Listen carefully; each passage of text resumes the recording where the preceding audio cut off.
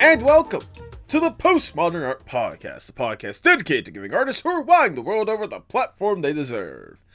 I am your host, Nathan Ragland, and for today's episode, get the skeletons out of your closet, because I'm sure that our wonderful artist guest today would love to have them front row for today's fantastic conversation. Today's guest is Natasha Tara Petrović, better known as 1,000 Dead Draculas, an illustrator and comic artist whose eye-grabbing art style brings new life to fan art and original comics. I was honored to get the chance to know Natasha at the most recent convention that I went to, MegaCon in Orlando, and just seeing the art alone had me convinced, but getting the chance to talk to her for a little bit then and now, it lets me know that today's conversation is going to be a fantastic one that I know you guys are going to absolutely love. If you enjoy our guest, please make sure you support her with the links down in the description below. If you enjoyed the podcast, make sure you like, share, subscribe, or follow whatever audio streaming platform you prefer. Leave 5 stars wherever you can. You know I see that stuff. You know it genuinely warms my heart. If you want to go a little further with that support, may I recommend you check out the merch shop on fourthwall.com. We have so many sensational designs as done by some outstanding artists, and I think you would look sick in that streetwear today. So check out that link in the description below. Also in that description, you might find a certain ballot for an upcoming 2025 Posty Awards, the award ceremony where we honor the guests that have taken the time to graciously give us a little bit coming through here. If you want to get the opportunity to pick for some of your favorite guests and some of your favorite artists, the polls close on Saturday, March 22nd, so better vote now while you can. But now, without further ado, please enjoy the Postmodern Art Podcast. I haven't listened to any of your other podcasts. Do Okay. you have like a format that you do, or? Kind of, sort of, like, I have somewhat of a flow of, like, how it's supposed to go or whatnot, but also, like, Okay. I'm kind of like I'm like the passenger with the map, and, like, you're the driver of the car or whatnot. Like, I could lead you in the right direction sometimes, especially if we get, like, way off track or whatnot, but, like, at the end of the day, like, you're the one that's driving the conversation. Okay, I wasn't sure if it was, like, you had structured questions you were going to ask, or, like, if it was just, like, kind of a conversation, like free form. It's actually kind of a blend of both, because, like, I do have my, like, list of questions or whatnot, or, like, notes or whatnot, but, Okay. like, also, you know, again, if you decide to go, like, a certain path and talk about, like, a certain aspect of it, I'm probably gonna be going down that path with you, so. Okay, cool. I mean, to give you more or less, like, a rough idea of how I was thinking about going about this, like, I was gonna start by asking the icebreaker question, then give you a little introduction, ask you about, like, what got you interested in art in the first place, and then when you decided to make that, like, more or less your career, talk about, like, the different aspects that you have in it, like illustration, comics, or whatnot, talk about the different comics that you've made and such, how you developed your art style, which is one of the major things I definitely want to talk about, because I love your art style so much. Thank you. Oh, absolutely. Obviously, like I said, talk about the comics, especially the new one they have, Sever Pierce, because I definitely want to talk about that bad boy. Hell yeah. Okay, cool. I took a chance to read that yesterday while I was getting prepped for this one. Okay, nice. I love, like, I love what you guys got set up. Like, I feel like we've only just got, like a yeah, taste. It's very much like just the start. Like, we're just putting the pieces in place, and we're gonna knock them all over. Oh, I can't wait for them to be knocked all the way down and just bodies being strewn everywhere. Yeah. Okay, cool. And then more or less, like, end with just a few, like, softball or not softball, but, like, you know, I end it the way I usually do with, like, asking about, like, dream project where you hope to see yourself in X amount of years from now, and then my big final question is, how important is art, not just you, but for the world as a whole?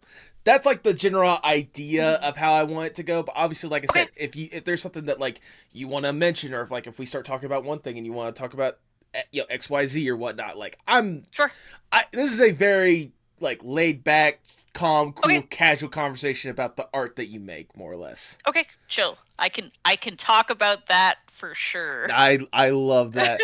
I think part of the reason why I really wanted to have you on this podcast or whatnot is whenever I went to your booth and you were just talking about, like, showcasing your stuff or whatnot, like, I love when artists are just enthusiastic and just, like, love talking about their art and such, especially whenever, like I know we're gonna have a point to where like you're just gonna be talking and you're gonna start rambling, but you're in that zone of like I know that like what I want to talk about and nothing's gonna stop you.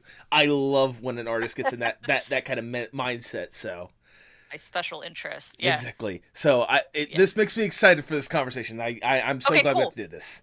All right, Natasha. Before we really do get going, I must ask the icebreaker question of the podcast, if I may. Let's say you get to go to a desert island on your own accords. It's just you alone with your thoughts. You get to kick back, relax, breathe, you truly enjoy yourself for a little bit. With accommodations, you're not totally stranded or whatnot. It's like a survival scenario. Not a survival scenario. That changes my answer. It's a personal B&B paradise away from society for a little bit, with all the amenities that you need. But to make sure you don't go completely insane on this island, you could bring one piece of media or one piece of art with you to help with whatever kind of headspace you want on this island. If given this opportunity, what would that one piece be? Ooh, one piece of art. Okay. My instinct is usually to go movie, but okay. I feel like in this context, books are harder to do and have the time for, so probably gonna do a book. Okay. Is there anyone that comes to mind in particular? I have been really big into Christopher Bullman's work recently. Okay. Who's, I don't know if you've heard of this guy. Can't say I have. He's like normally a horror author, but he's been doing more like dark fantasy kind of stuff recently. And I just finished The Black Tongue Thief, like literally like this week. Okay. So it has a sequel book. So I'm just like literally in that mindset, like, oh, I want time to read this book that I like. I mean, hey, you know what? I'll even cheat for you. What if we just bring that guy's just whole entire catalog to this island, so you have all the time in the world? That would be hella. Yeah, yeah. I've only read like 2 of his books, but I'm like deeply interested. I'll say, how did you hear about this author, and what brings you in about his work? My friend Trevor, I think, was like tweeting about it back when Twitter was a place that you could go. Right. Trevor is like a big horror guy, and he got me interested in like the cover, which is just like, I like skeletons. It's got like a knight with like a skeleton face on it, and I'm like, I don't need much more than that to get me interested like in a book. So I read his first book I read was Between Two Fires. Okay. Which is sort of, it is like a full like horror, like religious horror, which is like not really a genre that like I dip my toe into specifically, but it was really good. It's like, okay, angels and demons and God and the devil are all real, and that's a problem. That's a problem for us in like medieval France. Like, I could see a bit of a connection when you said the medieval France part. Yeah. What's the name of this author again? Because just hearing this, I want to check out his work. Christopher Bullman. I'm writing this name. That's Buhlman.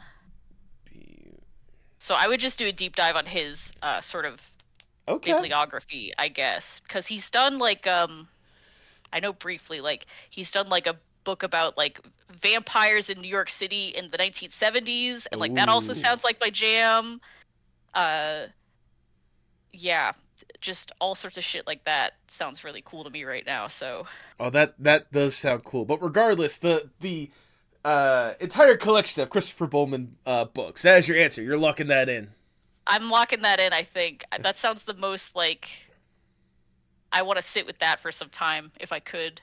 Honestly, that is extremely valid. Well, if that's the case, I cannot think of a better way to start the Postmodern Art Podcast. Welcome, everyone. I am your host, Nathan Ragland. Feel free to like, share, subscribe, or follow whatever audio streaming platform you prefer. You would look fantastic in the merch that we have at the merch shop, fourthwall.com. Link to that is in the description below. And follow us on Blue Sky, Instagram, and most social media platforms at Postmod Art Pod for future updates and guest announcements, including today's guest. She is an illustrator and comic artist whose eye-grabbing art style brings new life to fan art and original comics. Welcome to the podcast, Natasha Tara Petrović, a.k.a. 1,000 Dead Draculas. What's up? That's me. Hello. Sorry, I kind of half-butchered your name a little bit, but I got there in the end. It's okay. It's okay. You did better than most. I will promise you, whenever I have the pre-recorded intro before the actual thing, I will be sure to say Petrović correctly. That's fine. How are you doing today, Natasha? Doing all right. How are you? I'm doing fantastic now that I'm getting the opportunity to sit down and chat with you. Ever since I was first aware of your art at MegaCon in Orlando this past year, I have just been obsessed with just seeing your art in general, and I'm glad that I finally am getting the opportunity to sit down and chat with you about what you had to present and how you've been able to present it, because it is absolutely stunning. Oh yeah, thank you so much. Oh no, absolutely. But before we talk about the art you're doing nowadays, Mm-hmm. I want to go back just a little bit and learn more or less the origin story of Natasha. What got you interested in art in general in the first place? Ooh, okay, art in general in the first place. My mom took me to movies all the time. Okay. So I think that was like ground zero for me was film, actually. At some point when I was like a child, I just decided I like movies. Like I want to know more about movie history. Okay. And like this was back when Netflix still did like the DVD like Mhm. mail in thing. So I just started like renting like a bunch of like films like that to like, you know, I was like I want a foundation of like the films that people say are the best. So I'm just going to watch these. So I was doing that, and I was like going on DeviantArt and like reading.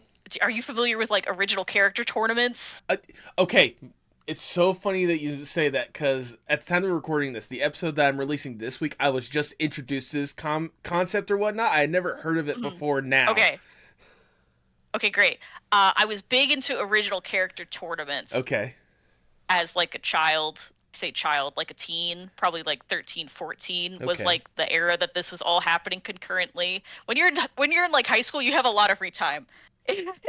uh, so yeah, I was on DeviantArt like reading these comics and being like, I could make like a comic about little guys and they would fight. That would be Mhm. cool. That sounds. I mean, what other good inspiration than just I have these little guys, let them fight? Yeah, well, it's cool because it's like original character tournaments specifically have like a sense of community to them, and like Yes. you have to like engage with like another person and stuff. And I think like that kind of collaborative element was really exciting for me also, because like, you know, there's like a give and take with like what the storytelling is doing there. So Yes. yeah, I just got super into that. So it's like an influx of like movies, an influx of like comics, like online web comic like kind of stuff, just got me really like hard coded into like being interested in art and like wanting to do art I mean, from that's. like a relatively young age. Yeah. I mean, that's again, that is a very good, solid foundation. When I mean, movies. I mean, you can't go wrong with movies. Do you remember some of the movies early on that like, particularly like you were just so invested in, like whether it's just you watched it over and over again, or like it tickled something creative in you? Okay. I was interested in movies. I was most interested in like horror film. Okay. So like I I mentioned the Netflix like mail-in thing. The first movie I streamed on Netflix, like I got like the free trial disc or whatever for my Xbox, like Right. original Xbox or Xbox 360 or whatever it was the silent film version of Nosferatu. Was the first film that I Hey. like streamed. Uh, so it was like I watched like German Expressionism Okay. like as a foundation, and then I was like, okay, well, what are like the horror movie like uh foundations? So I watched like a lot of Alfred Hitchcock, Mm-hmm. and then I watched like the I would say like the trifecta of like slasher, like Halloween, Friday the 13th, Nightmare on Elm Street, Mm-hmm. like as like this is my education for myself, is like I'm gonna learn like through like these films. Uh, I mean, to be yeah. fair, like especially those like classic horrors, like going all the way back to Nosferatu and whatnot. There's a reason why they're still relevant I to was this literally day. like, I'm gonna start at the start and kind of like work like forward. I mean, there's a reason why we still talk about those franchises or whatnot. There's a reason why people were excited whenever there was a Nosferatu remake last year. All right, like that. Yeah. That it's it really set a standard with just how high quality it was, especially considering like how it was at the time, especially with some of those being like low budget and such, like what they were able to do with those budgets that they had or lack Oh, thereof. it's like pioneering filmmaking for sure. It's very cool to like it's cool for me when you can tell like how a film was made like Yes. that. Like oh, there's like the shot where like, the hatch on the ship like pops open and like a rope or whatever like undoes itself, and I'm like, we're messing around with little like stop motion like kind of stuff, which is like, you know, like the like the the start of special effects like as a whole, which is now like a whole uh industry of Yeah. itself, like just movie magic. Absolutely, absolutely. I was gonna say, like, hearing how you have that like early love for like the horror films or whatnot. Did you ever Yeah. think about going into filmmaking yourself, or was that just kind of like a far off thought potentially? I like thought about it, but like okay, the handshake moment with the OCTs, I was like interested in and invested in. The idea of complete creative control Mm-hmm. is also like what's interesting to me.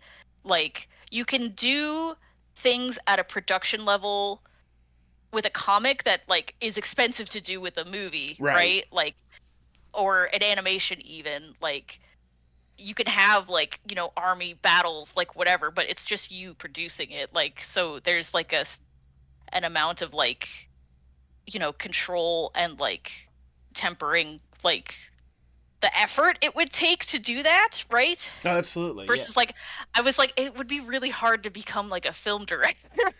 Like it feels like impossible to like get to that level, but I could still tell a story of that like, you know, quality and impact, but Right. just do it by myself.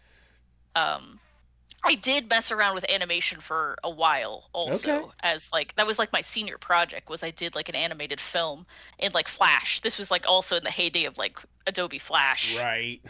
So I made like a little mini film and stuff, like because for school you had to be like, what job do you want to do? And I was like, I don't want to say comic artist because like I feel like that won't have the same impact. Mm-hmm. But if I make a film with an animation, like that would like sell it really well. There Like you you could go. see like what I did because it's like a 2-minute animation or whatever.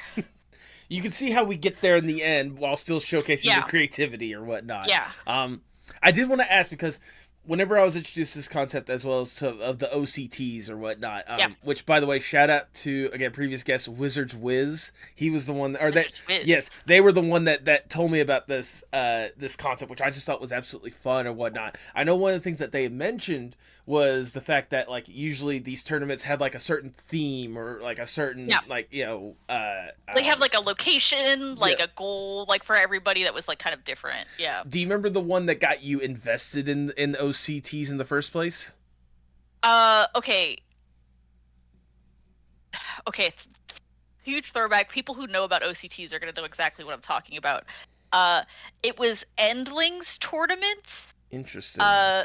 That like first got me like interested in like I saw like the Daily Deviation like was the finale for like this whole OCT, which was an animation, which is also like leading into my interest in animation like at the time.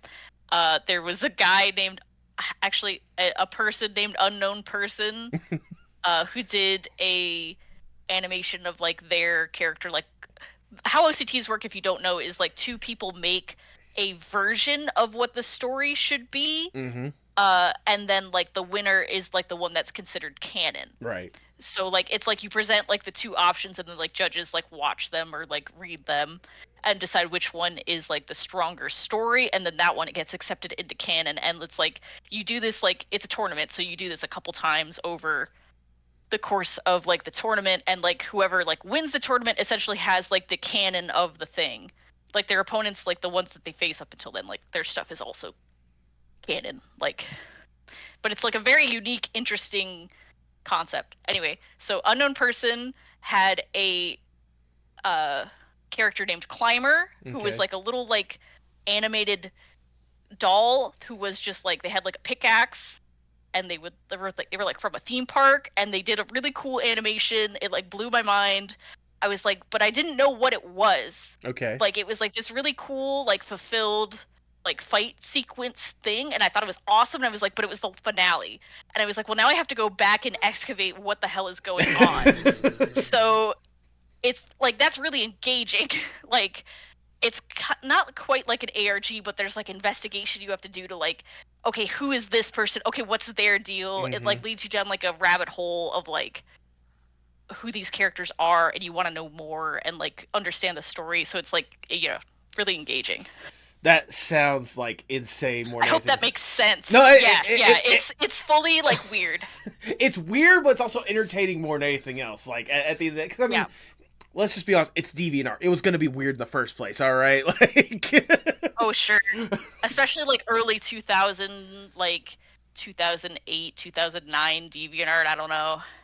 Exactly, like the early 2000s in general, just had that era when DeviantArt was king before it became what it is now. Yeah, I haven't stepped foot on that website in years. That's fair. It's cool to know that like that's the good like foundation to where you are right now. So I'm curious, like obviously being introduced to the horror films, being introduced to these OCTs or whatnot, when did for you go from this like just love and passion, really absorbing this kind of art, to a passion and wanting to make it your career? Like when did you know that like, okay, I want to be like a comic artist like for life? I was like towards the end of high school. Like I did my senior project animation stuff. I like quit the track team because I was like, I don't want to fall and like mess up my like arm. Like so I bailed out of that. Yeah, I don't know. I just decided like I want to keep doing this. I want to get better at this. So I'm going to go to college for art. Like that was kind of the direct line that I did. I was just always I didn't have any interest in like anything else. I mean that honestly that's valid. It's good to know that like when you know what you want to do, you legitimately like buckle down and be like, I'm dedicating myself to this, is this or bust. I couldn't picture myself doing anything else. I was just like, I have to pursue this because it like I want to like develop this craft basically. Right. No, I mean that's extremely valid. I mean, I I'm kind of in the same boat in a way or whatnot because like so it's funny you were talking about like filmmaking or whatnot and like, you know, it's impossible to get in that field. I went to school for filmmaking. Oh hell yeah, I mean that's awesome. I think that's wicked cool. I think filmmaking is so cool. Oh yeah, I wish I could have pursued that. I wish I could have taken like filmmaking class because I am legitimately so interested in the field. But no, absolutely. No, I'm saying it jokingly because I haven't technically finished, but I also haven't been to college in 5 years. So yeah. I went to school for it. I didn't say I got my degree in it. I went to school for it. But like being in that field or whatnot, especially whenever I'm like in there, I couldn't imagine myself doing anything else. Like because it's really cool to have like that way to like tell the stories or whatnot and really like translate that like creatively, like having an idea and having it translated into a format that other people can absorb and be like, okay, I get it, I understand where you're coming from. Yeah, like I always loved that kind of idea, and here I am years later, I'm a forklift operator hosting an art podcast. So you tell me how that's going. I will say though, obviously, like I'm seeing myself with the podcast field, and I love this. I love this so much. Yeah, that's why I have done this for over 200 episodes at this point. So wow, yeah, long lineage here. Yeah, yeah, that's a hell of an accomplishment. That's a lot of talking. No, trust me, I know a lot of talking, both by myself and also by the guests. But I love it. If I really didn't enjoy this, I would have cut this thing out like, you know, years ago. I wouldn't even start it in the first place, you know. But less about me, more about you. No, seriously though, like it's good to see that like you truly dedicate yourself to this, especially seeing like how you're able to develop more or less the way you translate that, more or less like your art style. One of the things that I have constantly gushed so far and will constantly gush is how outstanding your art style is. I cannot get enough of this beautiful like it almost like flows well. It's like blocky but also like very seamless in a way. Like how did you develop this style? Like how did you even get inspired to do like an art style like this in the first place? Okay, my illustration style is directly influenced by my comic style, which I developed I went to college. This is more backstory for me. It all leads into each other. I went to college. I was doing comics, but the problem is I wasn't like really enjoying the process of making comics, because Okay. this is something I didn't learn at college, was like I just did comics the traditional way of like, you do pencil, like you thumbnail, you do pencils, you Mm-hmm. ink those, and then you like scan them, clean them up, color, like do effects, add word bubbles. Like it's a whole really like strict, regimented process. And it took forever. It took 100 years. It took way too Mm-hmm. long. I don't like inking really. Uh, but I did it because like that's industry standard, right? Like that's what Right. Marvel does. But they have a team like to do that stuff. But they don't like tell you like, I mean, you're aware of that they have a team to do this, but like, they don't tell you don't have to do that. So my wife and I started developing a comic pitch for a grant. Basically, it was like for a new creators kind of comic grant, and you needed 10 pages of like comic work to like as a pitch to like get this grant. And so we develop a story, and then like I'm like doing art kind of test things, and I designed the main character, who is like a skeleton uh with like a big triangle head and stuff. But I was like, Mm. she really looks better just as like these silhouette, like you know illustrations that I've done. Like her in the concept art, she's just fully just like black and white, like silhouette, like shape language. And I was like, what if I just didn't ink it? Like I'm just gonna like paint it like this and like draw lines over it and make a more finished like style, kind of like that, and not ink it, which was the biggest thing. And it cut my comic production time like in half. It's for me, it's Okay. really fast. Which is like the main thing. It's fast and it's economical. Um, I say economical in terms of time, like in Right. terms of like uh easy to produce. So it's like, I have this character that's like a black silhouette on these like planes of color. Um, and it like it stands out really well, it works really well, and it's fast. So that's kind of what I leaned into for my comic work. From there, I we do the whole comic. We don't get the grant, by the way, which Oh, is that fine. But sucks. it's fine. Like we decide we like the comic enough, like the story, to continue doing it, and we release it as a webcomic. This is my webcomic Ophiuchus, which is There you complete go. if you would like to check out. It's on like Webtoon and stuff, or it's on my website, so you can find it there. It's free to read, but we also have a book. Got picked up by Image Comics in 2019. Oh, that's awesome. Yeah. It was wild. We had like 90 pages done, and we just sent it to Image, and they picked it up like out of their slush pile, which was like cool and not expected. And we were like, wow, we did it. Yeah, absolutely. I mean, I'm so glad you brought up Ophiuchus or whatnot, because like that was Yeah, something that yeah. as I did my research, I saw it and I got, yeah, I skimmed through it a little bit or whatnot, but like just seeing the designs you had on that in general was absolutely Yeah, thank outstanding or you. whatnot. For those who have no idea what in the world we're even talking about at this point, how would you describe Ophiuchus to the masses? Okay, I'll give you my pitch that I give everyone who comes to my table at a convention. It's the story of two robots and a skeleton that go to the center of the universe to stop a sentient virus from taking everything over. And it's, like I said, it's a completed webcomic. You can check it out online or buy the book or come find me at a con and I'll give you a book with the proper amount of currency exchanged. Of course. Yeah. Yeah, and it's like it's like a sci-fi fantasy adventure. Like I said, it's very much like a hero's journey, but it's like got a cool sci-fi world with like very like colorful, like non-traditional, I would say, design like work to it. Yeah, just like I'm really like interested in things that are like alien, Mm-hmm. and like putting a human element to things that are like alien or like foreign or other like that. So I try to make things that are like strange but familiar and like engaging in that way. So check out Ophiuchus if you like guys with weird shaped heads, I guess.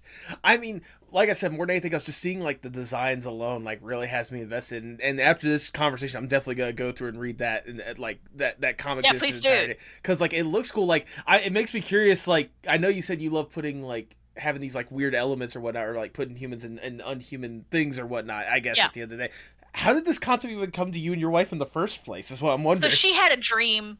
She fully had a dream about like robots at the end of the world. Okay.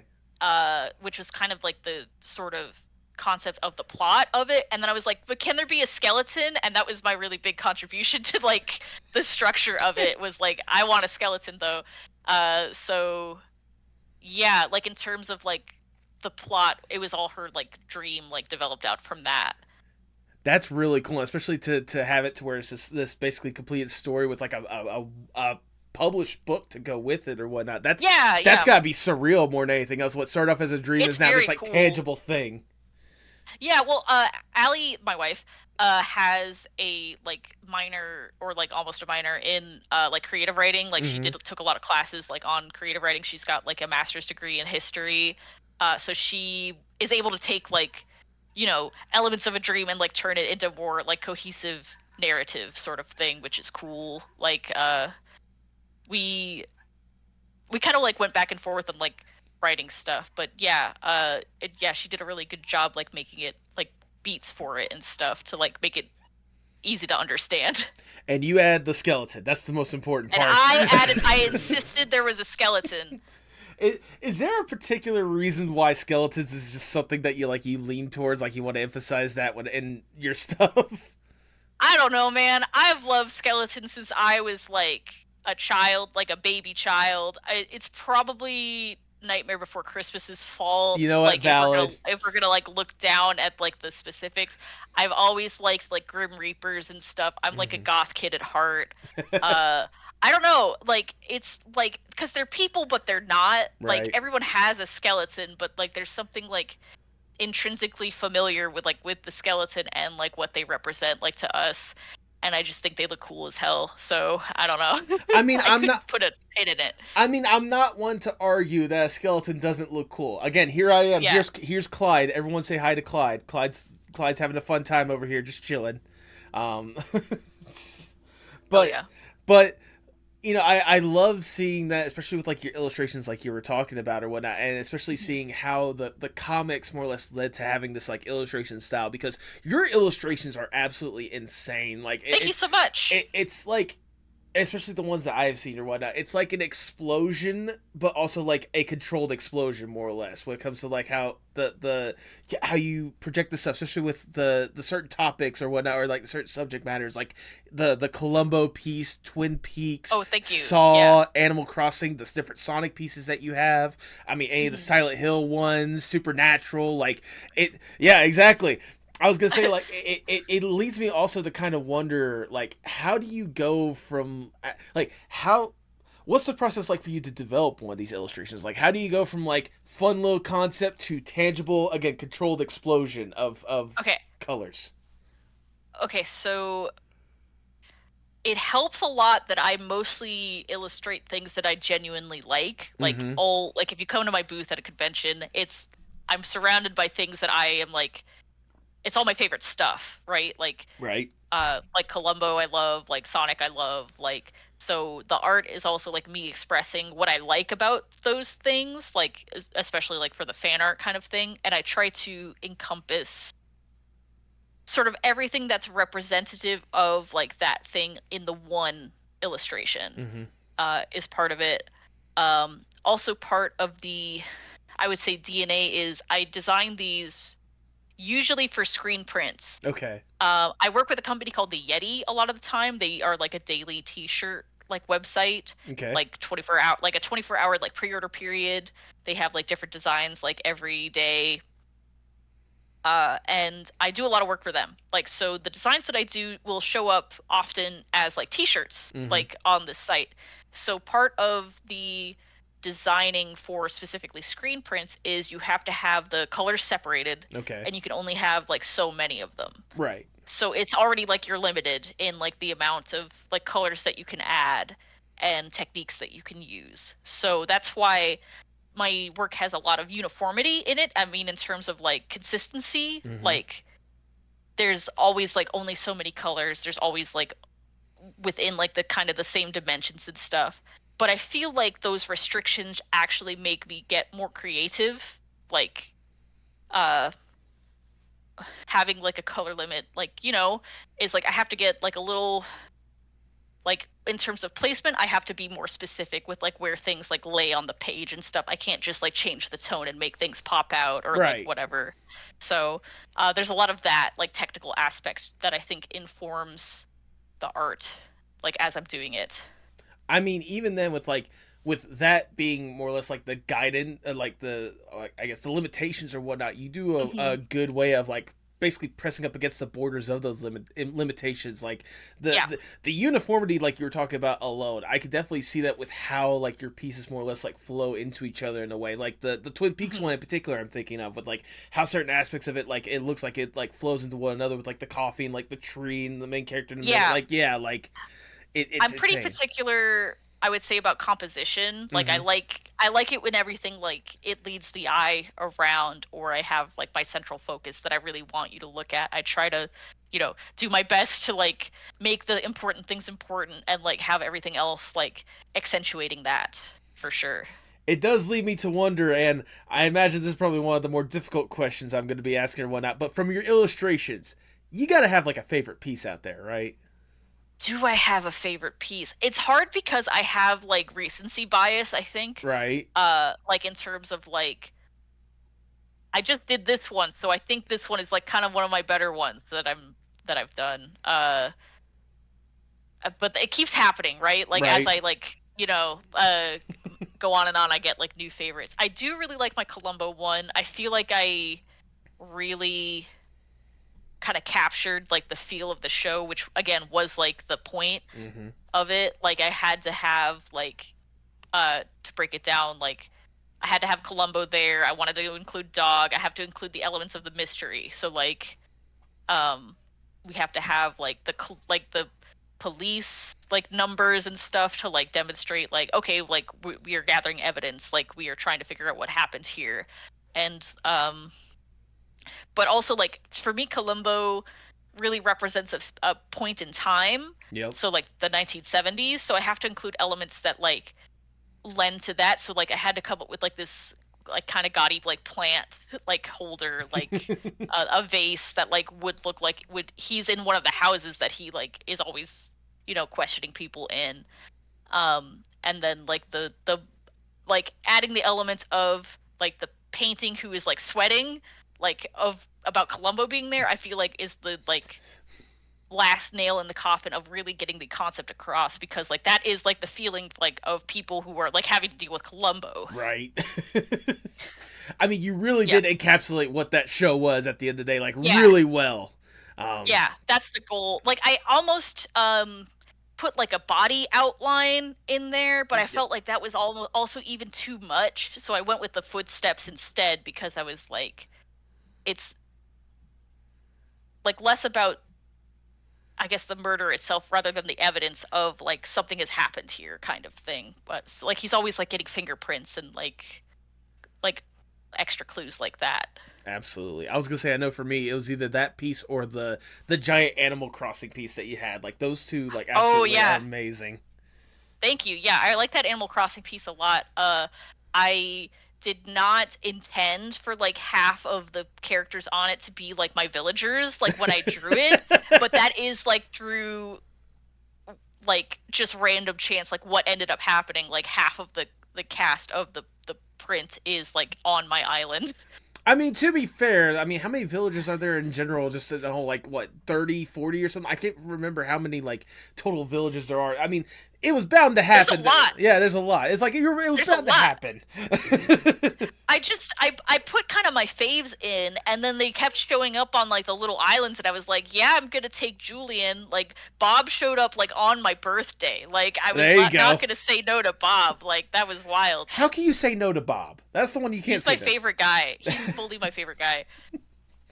Oh, goodness. And I love how you have all this, like, amazing illustrations as well, but also like you've also stuck true to yourself and gone with the comic routes and really showcase that. I know we talked about the one with you and your wife or whatnot, but ophiuchus, but I feel like it would be a disservice if we did not mention the newest one that you've had a current hand in, and that is the wonderful Sever Pierce. I know that postcard. I know Yeah, that hell postcard. yeah. You gave it to me.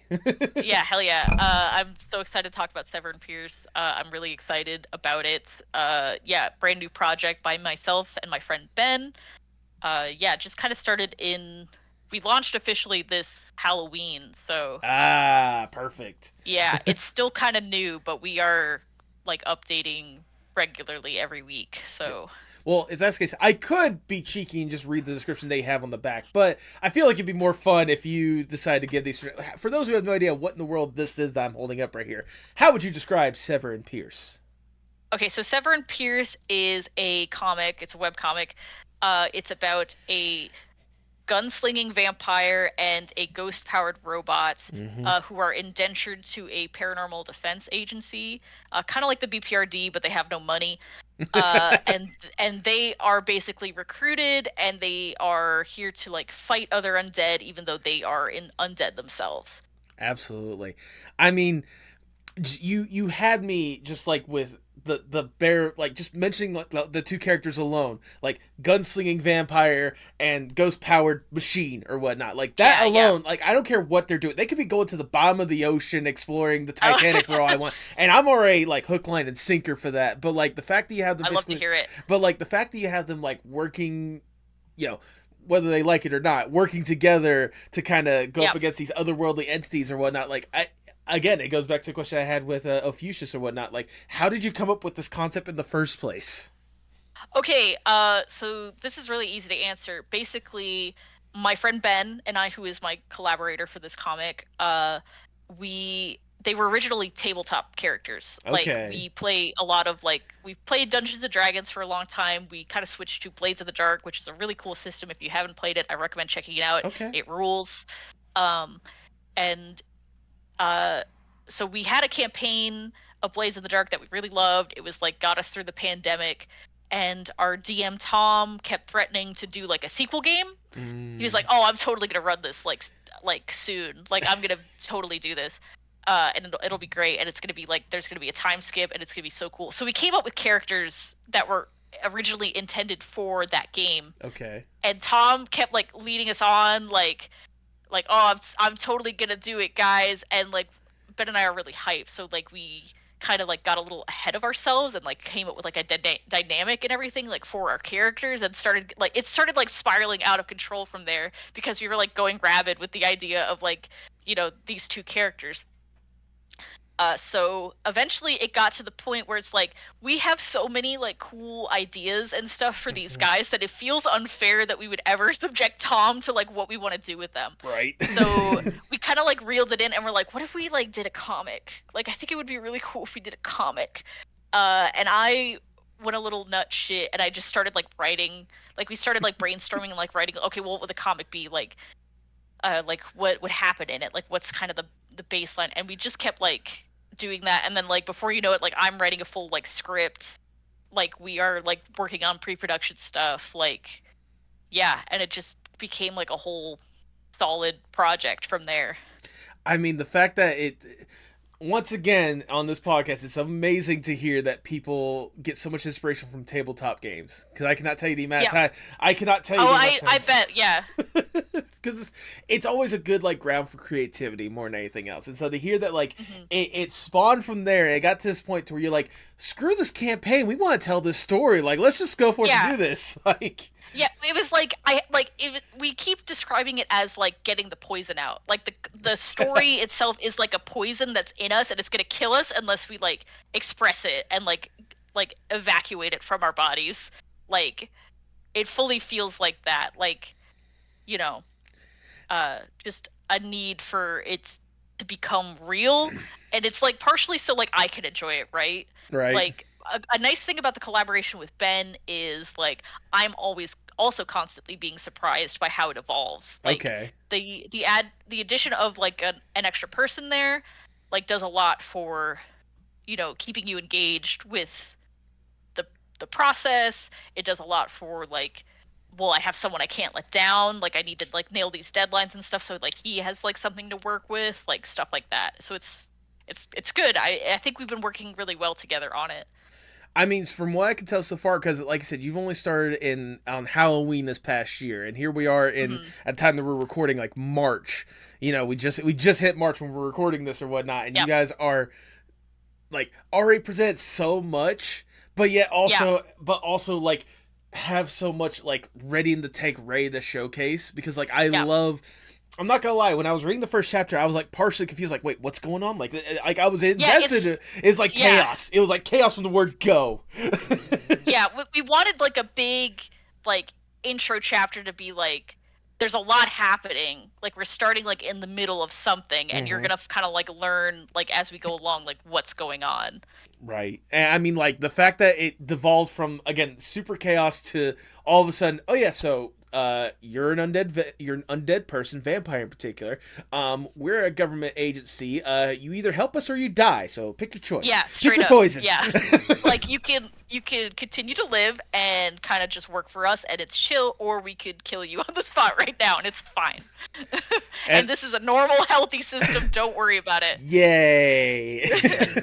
Don't you just love when your government gives you options? I'm not trying to say anything about anyone. Insert political validation here. Anyways, Yeah. and also just by the characters alone is probably what has me invested more than anything else. Because Mhm. again, even though we've only gotten like just a taste of the two of them or whatnot, like of what to expect or whatnot, I'm already excited to see like to learn more about them, but also like how they're going to interact with each other. Just seeing kind of the early going so far. Yeah. I'm also gonna go ahead and just assume, and you can correct me if I'm wrong. I'm assuming Arizona was your creation out of the two. Wrong. Oh, Dead Sever. wrong. Sever was yours. Sever was my guy, yeah. Okay, you know, I'm actually kind of surprised by that. Nope, Sever's my guy. Arizona was Ben's. Yeah, Ben's big into monster girls. Okay. Yes, like drawing them, like playing them. He's got a zine of monster girls available on his shop. It's Okay. called Anathema. If you want to see more of his like the lore that he comes up with for them and like the character design kind of stuff that he does for them, like you can check out his zine that he has. Yeah, Sever was my guy. Well, the tip should have been he's got a skeleton face. You know what? Uh, Why am goodness? I'm sorry. I'm not. You know, I'm not gonna lie. I saw the lesbian aspect. I'm like, okay, you know what? Maybe no. Also, like the vampire, No, the lesbian, but also like the vampire aspect of it. Except for the fact that you're talking about like that's Nosferatu fair. and such. I do love vampires, which is also why it was like such a good fit for me and Ben to like get excited about like these characters. I do just like vampires. No, but Sever's my guy. I'm really into like concepts of like, you know, well, ghosts are cool, robots are cool. Would it be really messed up Yeah. if you like forced a ghost to like be a robot basically like and like things about like bodily autonomy like come into question there, things about like you know what it is to be like a tool or like a weapon for like someone else is like a Hmm. theme that I like to explore, so it's like got lots of stuff like that in there to look forward to. Absolutely. Like I feel bad for like assuming that like it's swapped or whatnot, but you know what? We got Nope, there. yeah. We got No, there in the it's end. But like already again with the chaos that you've already brought forth, and also like with what you're teasing in chapter 2 right now that's being funny. pushed out there and whatnot, like it has me excited to see like what could the potential adventures be, what kind of otherworldly entities, how are these two basically like polar opposites, at least seemingly or whatnot at this point, because they seem to be like not on each other's same page, aside from the fact that we work for the same place Yeah. or whatnot. It makes me curious to see like how going forward it's gonna be like presented. Like I can only imagine for you, like you said, like this is for you getting the poison out of you. So I can only imagine how Yeah. excited it must be for you to tell this story, to get this out there to the masses. I'm literally so excited. It's like frustrating. We've had to bump down to like one page a week, like while we're doing conventions and stuff, and it's frustrating for me because I'm like, well, I want people to read it, Right. like I want people to know right now, like the shit that I know. Like I have the whole, like it's 10 chapters long. Okay. I have the whole thing like written out, so like Oh I wow. like know what's gonna happen, like. And it's so exciting because I'm like, oh, like when we get to this scene, like everyone's gonna freak out. Like it's gonna be so cool, like like stuff like that. Yeah. So I'm sitting on it right now. I'm trying to be good. Like Um, I'm intrigued more than anything, especially like I think the beauty of it is just kind of like the setting you also have in it, because it's not like this is some Yeah. like modern day thing or whatnot. This is like, No. you know, early 1900, you know, late 1800s, early 1900s, like France more than anything else, which Yeah. I'm like surprised by or whatnot. But like, Yeah. but also like it's got, how should I word this air of mystery to it, because like it seems Oh, like, for sure. because like especially with like the setting and the circumstances or whatnot, it's leaving you questioning like what's gonna happen next. Like how are these characters, like what are they gonna be going up against? Like you've done a good job so far, at least when it comes to writing or whatnot, like really leading the reader's curiosity on what's gonna happen next. That's great. I love to hear that, because that is like fully the intention. Is I want you to be asking questions and get like excited as we learn more stuff about everything. Mm-hmm. Because yeah, it is fully like a fantasy world. It's not Earth. Like it's like an alternate Earth. Like Yeah. this is sort of the equivalent to like World War I kind of just happened, and that we are in like that post-war period after World War I, where like, you know, people are rebuilding. Like we're trying to like, you know, not have a World War II happen, Yep. basically. But it's like looming on the horizon is sort of the idea. So yeah, it's very like kind of, I guess, diesel punk y or gaslight punk y might be Okay. the term.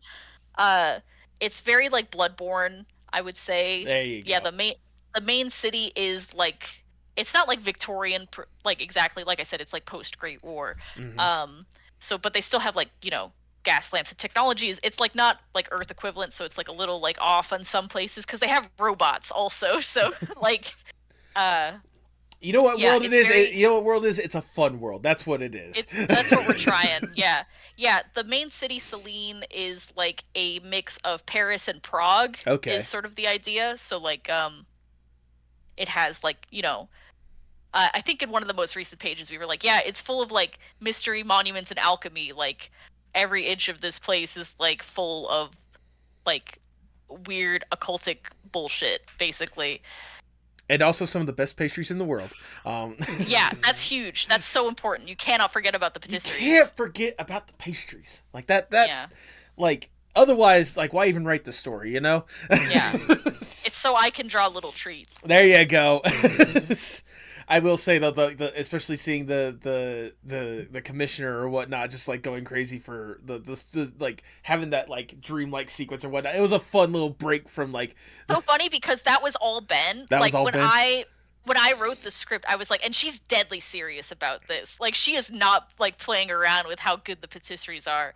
And then Ben had her have like this kind of like cheese cack moment about it, like like like dreaming about the many patisseries that she could be eating. And I was like, I like that. Like, yeah, that's what I'm talking about with like always being surprised like via the collaboration, is like he did it in a completely different way than I was expecting. Yeah, to clarify, I wrote the script.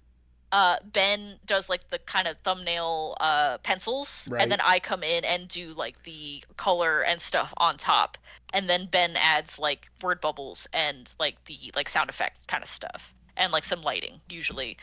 So it's like it's a back and forth like collaboration on that level. He also like we like I wrote the actual script, but like we brainstormed it together. Like he Oh yeah. helps me come up with ideas, like that kind of stuff. Like, but yeah, it was really important because it's like a two-man project to like have the script kind of figured out so that we both were expecting the same thing, Right. right? So it's not like loosey goosey. A lot of webcomics you can just kind of like be like, I scripted up to page like 30 and like I'm just gonna go like from there, like however I want to do it. But you can't really do that when you're working with another person. Right, right. I mean, I've talked to several different webcomic artists on here, and like hearing kind of a different blend depending on like what kind of a webcomic it is or whatnot. Mhm. Because I mean, obviously, there's the one that's just like, you know, the daily comic, like the slice of, or Sure. like the weekly slice of life. Like, yeah, you can be a little loosey goosey with that, but like Yeah. especially the ones that you got like a little bit more planned out or whatnot. Like, this comic that you're talking about, I guess I had on previously,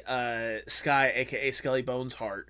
Mm, She was telling me about her comic, which is Idlewood Asylum, and she's telling me that she basically has that up to like I think chapter 13 at this point or mhm. whatnot, like at least planned out or whatnot. And Yeah. she's currently at like chapter 9, if I remember correctly, like actually Okay. pushing the pages out or whatnot.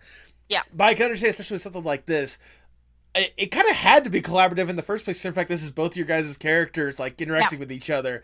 I mean, it's good to hear like how invested that you both are in this, and like it just makes me excited knowing that like every single page that I'm gonna be seeing of this, every single panel of this is gonna be relatively thought out, but also just like a lot of fun at the end of the day. Because I We mean, were like, having a blast doing it. I feel like comic work, when you're doing it by yourself, can be like I'm locking myself in my dungeon and I can't leave until right, like my pages are done, and it's very lonely and I'm sad.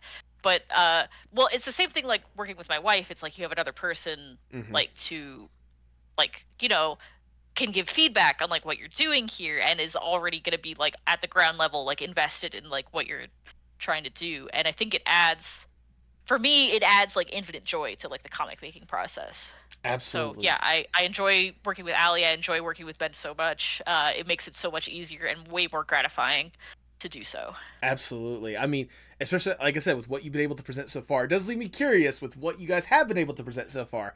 You gotta have like a Mhm. favorite. You also gotta have like a favorite panel or a favorite page, like being able to bring that like idea to life. Yeah, it's been cool because like every couple pages, Ben and I are both like, and this is the best page we've done so far. This is like one of my favorites. Again, it's like probably recency bias, Right. but yeah, like the patisserie one is really good.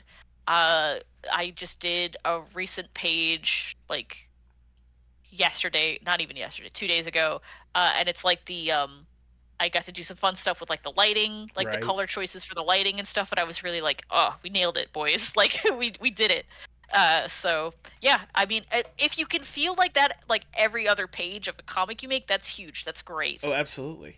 I mean, I'm like that when it comes to like podcast episodes or whatnot. Like, just Yeah, by every single new episode, like this is my favorite. Like, I love this cover. This is great. we nailed it, We boys. nailed Yeah, it this one. We nailed it with this one. And then the next interview, we nailed it with this one. Let's go. yeah, keep doing it. Yeah, can't lose. Yeah, it it does also leave me curious as well, seeing that again we're only like in chapter 2, and you said you got like what yeah. 10 chapters for this bad boy or There are 10 whatnot. chapters. It's funny because they get longer as they go, Mm-hmm. for sure. Like the first, I would say like chapter 1 is definitely the shortest. Chapter 2 is the second shortest. Chapter 3 is the third shortest. Like kind of like they increase. I would say the longest chapter is chapter 6. Okay. Cuz there's like there's a lot going on. So it really pops up in chapter 6. So be sure to tune in. Yeah. Well, I was gonna say, like, speaking of that, like for those that may be curious, and either people that have read it up to this point or people that haven't or whatnot, what should they expect when they decide to check out Sever Pierce, and especially if they keep investing in Sever Pierce? I can tell you chapter 3, it's got a lot of rats. If you like rats, Hey. come on down. We're gonna have bushels of rats. Uh, Ben and I both really like rats, so it's we kind of like manifested like the rat chapter. It's like you just have like an actual like bouquet of rats or whatnot ready to go for this Pretty much, yeah, chapter. yeah. Uh, Huge for rats. Rats and ghouls is like what's going on. Yeah, like the first like two chapters are definitely like we're setting up for like what the rest of the comic is kind of going to be. Mm-hmm. Chapter 3 is where like the characters really start interacting together for the first time. We kind of like are leading you like chapter 1 is such a like blitz of like stuff happening, and so chapter 2 has to like we're slowing it down. Yeah. Like Chapter this is what's going on. Chapter 1 is introducing you to the world. Chapter 2 is introducing Yeah, you to the characters. Chapter 3 is yeah, introducing you to the interactions. absolutely, yes. So that's kind of like the progression of it. So from there, like we get more of like the characters interacting and like their individual stories like progressing. Yep. Um, so and interweaving and like how things go from there. So yeah, if you like cool character based adventure, check out Sever Pierce. I Like mean, I think it's gonna be really good. Lots of ghouls, lots of their vampires, blood, and robots. If you like that stuff, check it out. Isn't that a Netflix series, Vampires, Blood, and Robot? No, I'm joking. Uh, That's Love, Death, and Robot that I was joking about. But anyways, no, but like I can tell you right now, you certainly have someone that's definitely going to be paying attention for every new page that gets pushed out there, let's because go. I definitely love what I've been able to read so far when it comes to that. Like, Thank you so much. oh, no, absolutely. Like, especially with what little bit of character interactions that we've seen so far, Yeah. it just makes me interested for whenever we actually do get some like action between the characters to The see beat. how, Yeah. beat, like the actual like we really go like hardcore, just like, all right, this is what we're dealing with. Let's fucking go, you know? Yeah. Yeah. Chapter 3, like from the get-go, gonna be lots of that. Establishing dynamics and stuff. Absolutely. Yeah. So I mean, look forward to it. Please look forward to it. I mean, it's gotta be insane regardless. Like, just thinking about like what you've been able to produce so far, not just with this Mhm. comic, but just like the illustrations in general. Like, the community you've more or less developed around your art has got to be insane to think about in the first place. I think I have like somewhat of a following from like the Yeti shirts and stuff that I do. I do Right. work for via the Yeti. Games Done Quick is I Mhm. think kind of where the most people sort of know me from. Is I do charity designs for that. It's a speed running event where you can donate like to like the Prevent Cancer Foundation or Doctors Without Borders Right. by buying a T-shirt, and like the proceeds go to that. So I design T-shirts for that. So I feel like that is like kind of the global stage that my work gets presented on the most, like outside of like conventions or whatever. Like, but that's like kind of it's a biannual, or is that right? Twice yearly Yeah. event. It happens in the winter and the summer, where my work kind of gets showcased a little bit, which is fun. And it's a great community too. Like, Oh, yeah, it's very absolutely. like people come together over a good cause, which is always like heartening to see. We need lots of that right now. Absolutely. But I was gonna say, even on a step down, I should say, or whatnot, like seeing the people that have actually come around past that, seeing like the different illustrations or whatnot, like Mhm. seeing how you've been able to amass, like seeing how you're able to have this opportunity to have this community, so you can go down that path that you were talking about when you were younger, Yeah. being that comic artist or whatnot. Like, Yeah. it's got to be insane. Like, especially thinking all the way back to whenever you were just enjoying movies with your mom and like using Yeah. your Xbox 360 for the streaming on to, Netflix or to whatnot. stream German expressionist films. Yeah, It's gotta be insane to think how far you've been able to develop as an artist. Like, it's gotta be surreal more it's than anything else. cool. It's cool, man. Like, it's been a pretty direct path. Like, I feel like it's made a lot of sense to go the directions that I have. Like, I mean, it's been absolutely informed by like the conditions of like where the world is right now. Like, I didn't really get an industry job. Like, I tried to like work for like put out applications for like Nickelodeon or whoever, Right. which now in the now 2025 March 2025 is feeling pretty good because I didn't get fired There you like in a go. bunch of like animation industry purges. Like, their union had to go on strike and everything, Right. which sucks, just to like negotiate better contracts and stuff. But it was hard for a while to like make art, like before it takes time, man, Oh to like yeah, build of up course. like people who are invested in your stuff, or like, yeah, interested in your product. But I mean, trust me, as someone that has been doing this creative venture for yeah. over 4 years at this point, and talking to so many different artists that that for some of them it's taken years for them to even get to a point to where they can be comfortable when it comes to like, you know, making somewhat of a living when it comes to art, and even some that are still struggling to get that venture and whatnot. It's becoming more competitive every day, Of and it course, sucks. it Like, does. uh, Plus, it doesn't help that like the industry just wants to constantly look at those artists and just be like, no, no, yeah. no. What if we scraped all your shit for our profit? I think that would be cool. Like, artists are constantly getting like, screwed over, which sucks. But we must not stop living. Yeah. I mean, more than anything else, like seeing the art community as a whole still being able to come together for everyone else whenever we can and like support Mhm, each other. I mean, for sure. whether it be as simple as just sharing your art to going as far as like, you know, donating whenever one of the members in the community is in need and Needs needs help. it. Yeah. Yeah. Like, it's really cool, especially like here you are right now in this community in one form or fashion and being able to do this cool art and present this stuff at the end of the day. Like, it in a way I feel proud like I got a chance to actually Mhm. get to see it and like absorb it, and now like want to see more of it and want to see you do more. It's really exciting. Well, to kind of bring it back to like an industry thing, yeah, it takes time to cultivate like a talent, I guess, like experience, like you're cultivating like a craft, like that takes time, and so many people like don't get to pursue it like all the way to their fullest potential because like yeah, I have to get a shitty job that I don't like to pay the bills. Yep. Like I wish we were in a position where everybody could pursue whatever weird hobbies or weird art they want to make just freely. I think the world would be so much better if we could just do that. I know, right? Pretty cool. It would be insane. My greatest desire, everyone gets to have a weird band or like have a podcast or like some outlet for them to express themselves. I think it would be really cool. Like, do you realize how many like just cool creative stuff we could have in this world if everyone just had the opportunity to be successful with their creative crafts? Like, yeah, it would be insane. Well, actually, yeah, it's a good thing that you mentioned that because that does lead into my next question, if I may. Because yeah, hit me. If I can, Natasha, I want to give you more or less the dream scenario, if I may. Let's say I am Big Shot Mr. Moneybags. I come up to you and I'm like, look, Natasha, we have seen what you've been able to present, and like we are absolutely blown away. Like we see what you're cooking when it comes to Sever Pierce. Like we've seen what you've been able to do in the past. We know there's something there. You just need a little extra, push, a little extra platform to get you to like a whole nother level. We have access to everyone and anyone in whatever industry possible, and more money than there should be possible. We really should be compensating those animators that we just talked about and the fact they've had unionized up to this point. Yeah. Hashtag stand with animation. But we'll focus on them in a minute. We promise. We'll get to them soon enough. Right now, we're focusing on you and you alone first. If given this opportunity, what would be the dream 1,000 Dead Draculas project?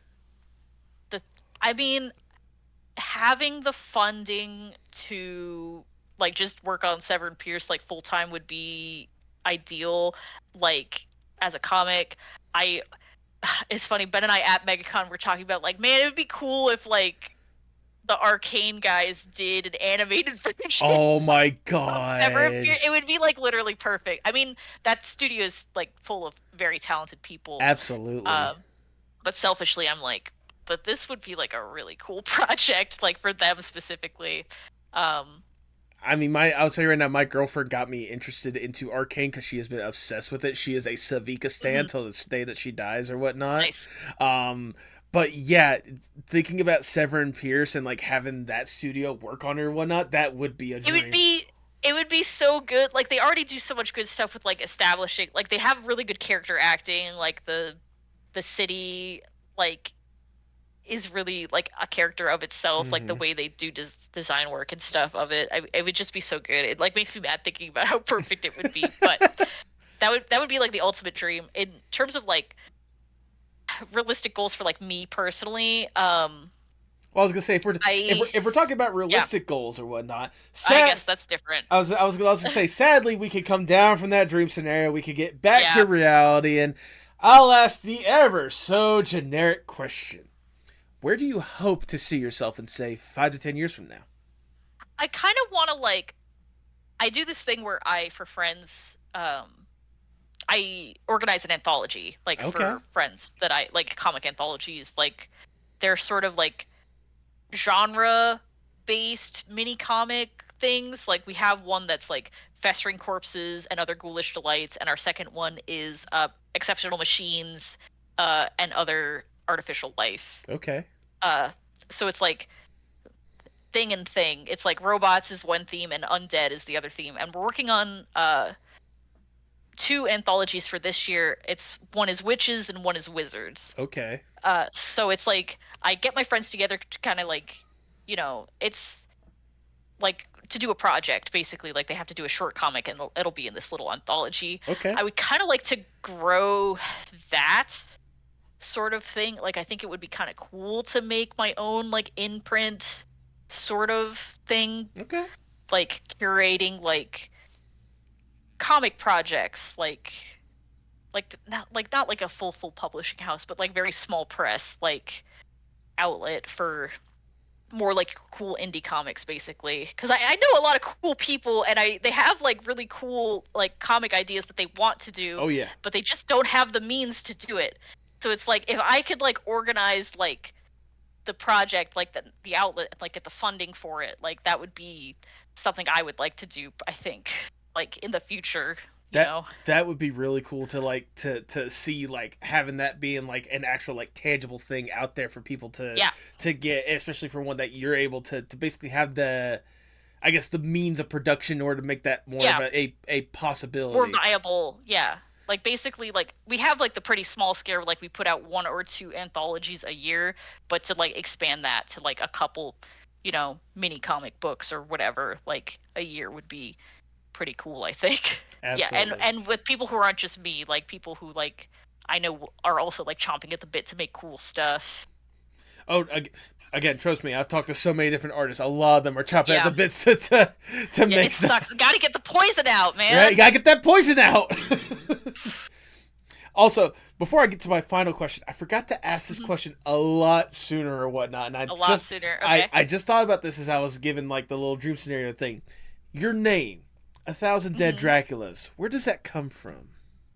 Okay. I have several answers for this. Okay. It depends on how funny I want to be. The one that I like is like it's a goal. It's like, a goal. that's my goal, is to kill 1,000 Draculas.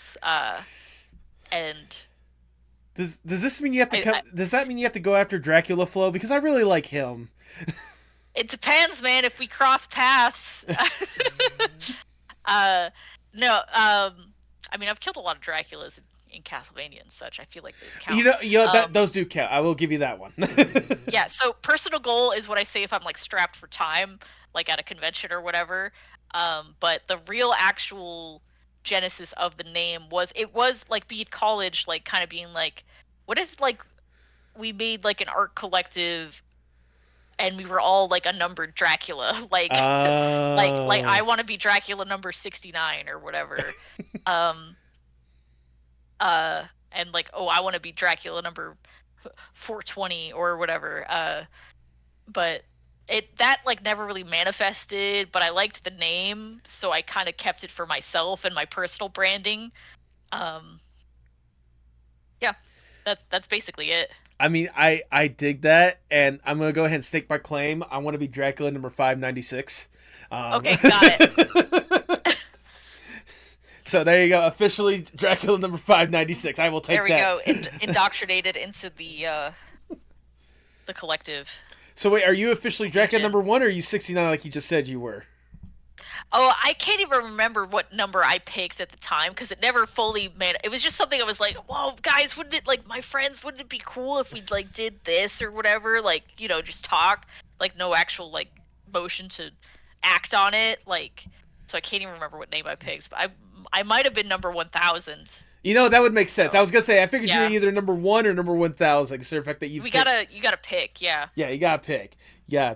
But as we start to wind down the interview, I just have one last question that I want to ask you. Obviously, you've been deeply entrenched in art for ages. Like I said, we were talking about the early days whenever the horror films and the OCTs really got you into this world, and you have never separated yourself from that ever since. Seeing how far you've gone as far to make sure that this is basically like what you're doing, right or die at this point. Yeah, I mean, I had like, I had to work at Chipotle like fresh out of college and stuff like that. Yeah, like, but I always made time to like keep doing art. I mean, I work a warehouse job where I drive a forklift every Monday through Friday. All right. I mean, we all have the IRL jobs that we have to do. Okay. But yeah, that was a rough time, but I did get a lot of free Chipotle. Whenever I was in sidetrack, I went to when I was in college or whatnot. For summers, I would go down to Florida because that's where my mom lived, and I worked at an Indian place at a mall food court. And so the amount of Indian food that I got was really get that chicken tikka masala. Yeah, chicken tikka masala, chana masala, chicken korma. They had okra. Yeah. They had like an okra curry, which is like wow. Yeah. Well, I guess because you're in Florida. That's wild. Yeah, it's wild. And the thing is, I can't stand like okra normally because of like the slimy texture that it sometimes had or whatnot. But like when it was cooked in that curry sauce, was cooked in that curry sauce, it was just magnifique. Pretty good. Nice. Absolutely. But regardless, again, like I said, you've been deeply interested in art for as long as you can remember at this point. I've been doing it so long, and I will keep doing it until I am dead in the ground. If that's the case, it leads me to this question. How important is art? Not just for you, but for the world as a whole. I mean, art literally affects everything in the world around us in some way. I mean, like, in terms of, like, somebody has to design your chair. Somebody has to design your, like, table. Like, somebody's thinking about your lamp and stuff. And I don't think people think about, like, those practical things as art, but it is, like, there is an art to, like, function and design and everything in just about everything. So I think being able to appreciate that aspect is something a lot of people don't do, but would be good if they did. But yeah, I mean, art is, like, yeah, it's so important. It's like what makes the world go round, IMO, and there's beautiful things all over the world, even when it's like, shit things are happening every day. Mm-hmm. There's still beauty. There you go. That is wonderfully worded, if I do say so myself. Natasha, that is all the questions I have for you. I've already showered you I've already showered you with Lord knows how much praise at this point, but I'm gonna shower you with a little bit more. Thank you so much. But I'm gonna shower you with a little bit more because it's my podcast. I do what I want. Like I said, ever since I was first, like, introduced to you and your art, and especially your enthusiasm for your art at MegaCon this year or whatnot, I have been excited for this conversation. I'm not gonna lie. Thank you. Like, just seeing the excitement you had for it and seeing just how stunning your art was or whatnot, I knew this was gonna be, like, a good conversation. I'm glad I got that and then some. Like, really getting the chance to really dive into your art and seeing what you've been able to produce, really diving into the stories you've been able to present, and seeing how insane, out of this world, but also how fun and what you've been able to present is. It's like, it's really good, and it's really heartwarming to see that, like, especially hearing your story now and knowing how much this means to you, how much you really dedicated yourself to this. It's good to see that you've gotten to this point and that you're continuing to strive forward with it, despite what everything else is going on in this world or whatnot. I mean, yeah, the fact that you're still here and you're still able to do this kind of stuff, like, it makes me excited. It makes me excited to see what opportunities are going to be coming your way, but also makes me excited to see what opportunities you're going to create for yourself, like you have with Sever Pierce so far, and Lord knows, whether it be that, a different webcomic, a different t-shirt that blows up on the Yeti or whatnot. Like, I am excited to see whatever's going to be happening next, but just know that no matter what, I'm going to be right by your side rooting for you every single step of the way. Thank you so much, man. And I really appreciate it. Yeah. Absolutely. Like, at the end of the day, thank you for what you do. Thank you for putting yourself out there like you have, and keep up the incredible work, because you're doing a phenomenal job. Yeah, I really appreciate it. Thank you so much. I am not planning on going anywhere, stopping doing art. Like, at any point, I think I would wither away if I tried. I'm simply, I don't know, I like making stuff for people to enjoy. I like brightening people's lives with color and, like, interesting design choices, and I hope, to inspire, like, people to make, like, their own, like, funny narratives or get obsessed with their own blorbos, like, with with whatever comic stuff that they might want to do or anything. It's like, that's yeah, that's awesome. I think it's a thing that every creative kind of strives for, like, deep down at the end of the day. I mean, making it the last connection to me or whatnot, but that's part of the reason why I do this podcast. Hopefully, like, presenting these other artists such as yourselves, these other outstanding artists, and really showcasing, like, the enthusiasm that they have, but also, like, letting them tell their story about how they got there and how it may have been a struggle at times or whatnot.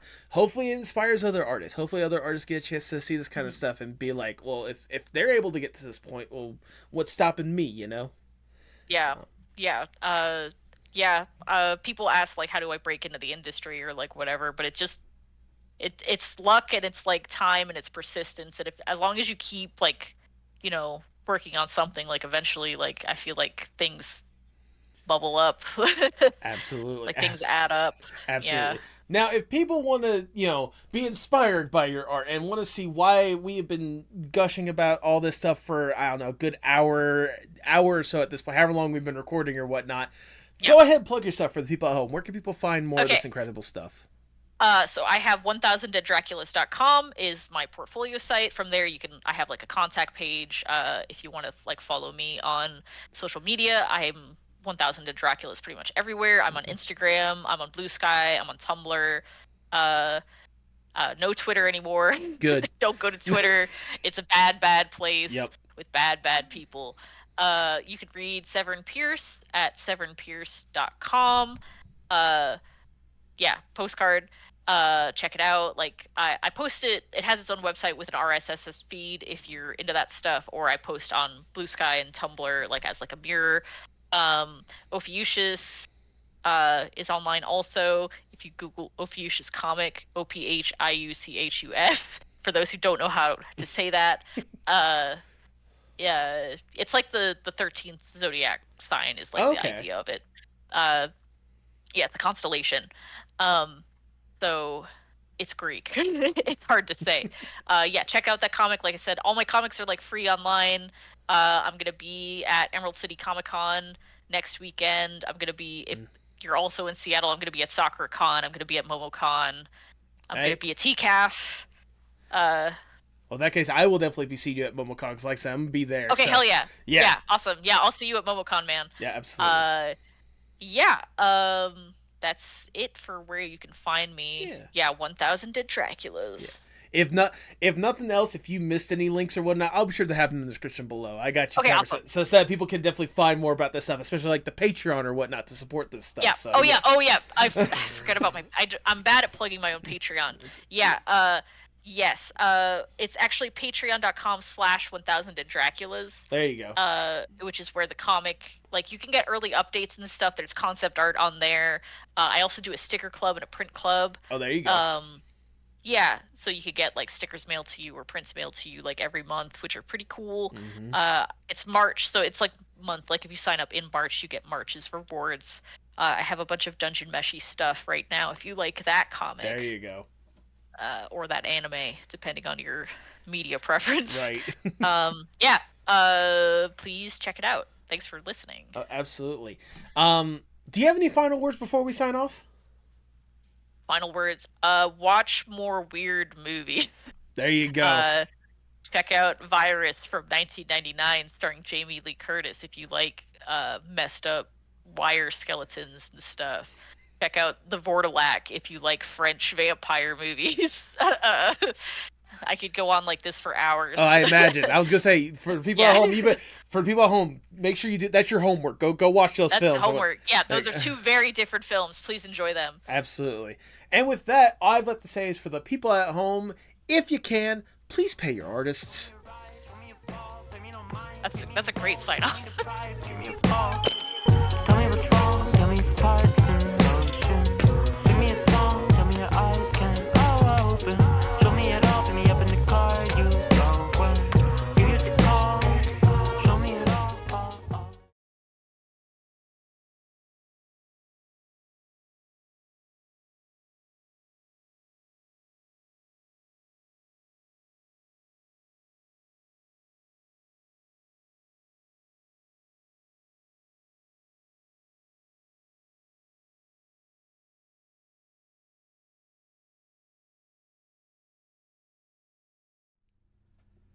Thank you so much for sticking around to the end. If this is your first time listening, I cannot tell you how much I really do appreciate it. Getting the chance to talk to Natasha, especially after the enthusiasm that I saw from her whenever I got to see her at MegaCon, it was just what I was hoping for. Natasha, if you've gotten up to this point, thank you so much for taking the time to do this. It was really cool to really get a chance to talk with you, as well as to really delve into the incredible art that you just knock out of the park every single time. I'm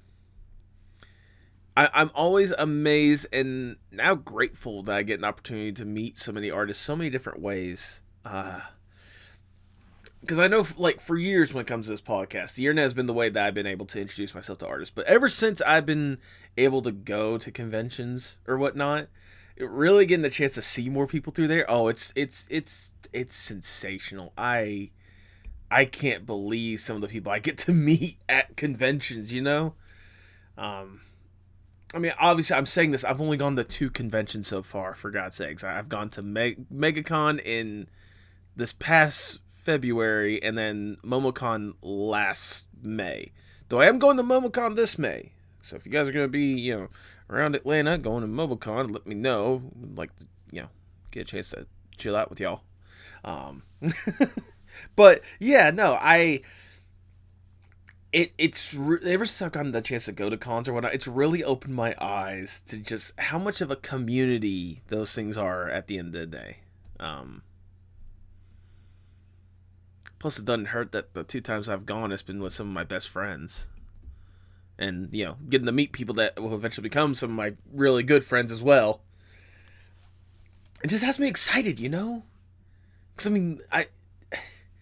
I am excited I'm excited to know, like, what could be in the future when it comes to all the different ways I can meet some of these artists. I mean, if you guys have been paying attention to this podcast long enough, I have met so many incredible artists just through the internet. But, like, having that one-on-one interaction, like, in-person interaction, getting the chance to see their art, like, actually printed right there in your face or whatnot, like, it's really cool. And it really... I can only imagine how cool it has to be for, like, the artists themselves to, like, have their stuff on display and have people like it enough that they'll spend however much just to have that in their home. I want to get to the point where I have a table at a con. MomoCon would be ideal, but I would love to get to that opportunity to where I can have a table and be able to, like, interact with you guys and be able to... be able to just interact with that community just in general. Hey, you know what? Maybe within the next couple years I'll get there. But for now, I'm just going to enjoy myself because I haven't had a chance to really enjoy a convention up until last year. I'm going to keep enjoying myself in that little bit of community just like you guys have been enjoying yourselves with this community. See how I turned it around right there? It's nice. Just keep up that love for the communities and such. And hey, if you're ever debating on whether or not you want to go to a con or whatnot, do it. Like, sincerely, take the opportunity to do it. You would be surprised just how incredible it can be to see so many people that like the same thing as you, all in the same place, really enjoy yourself, and being free more than anything else, being able to relax. It's a surreal experience that I think everyone should experience at least once. And I sincerely hope that you guys take the opportunity to go to a con. Have fun. Have some fun out there in this world. Because God knows it's a lot going on. But have some fun. Go to a con. Have a good day.